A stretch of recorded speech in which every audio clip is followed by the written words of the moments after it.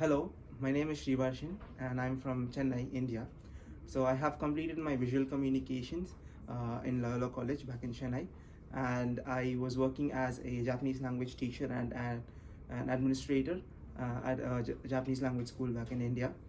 So now currently I'm in Japan.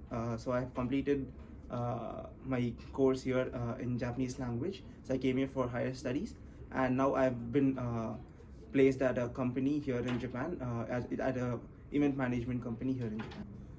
Right. So when I first came here to Japan, so I already had my N2 level of certification, but then again, the difference between the N2 and N1, it's pretty huge. So there's a lot of things to learn, and there's a lot of barriers to overcome. So it was a pretty difficult journey, started from N2 to N1.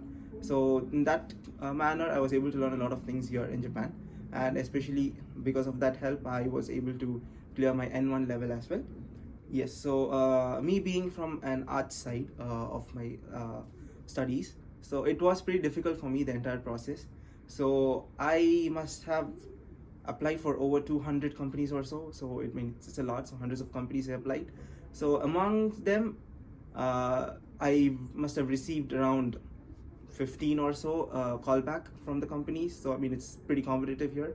So around 15 or so, and in that I was able to get an interview, step into the company for around 10 interviews or so.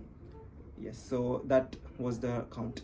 Yes, and amongst those among those 10 interviews, I was able to clear around 3 of them, and I got offers from 3 different companies, and yeah, I chose the one that I'm going to join right now. Yes. So in some companies, they might also have a company explanation kind of a seminar. So for people who are interested, so some companies do a tour of the work that they do, so the things that they challenge. So that kind of scenario is also there. So you go for the particular seminar and you attend the seminar, and then following that, if you're interested, you can apply to the company. So that is also there. So yeah, it depends on the company. So at most you'll have 3 interviews, and yeah, each interview, it might depend on like who you're interviewing with. Going through this job hunting process here in Japan, it made me realize altogether once more that Japanese language skill is important. At the same time, they also look out for the way you can communicate what you think, the way you can interact with them, and of course the skills that are required for the job. So that these aspects are really important to consider when you're applying for a job here. I was told that the kind of companies that you apply to, so make sure that they are kind of related to your studies, your previous college studies as well.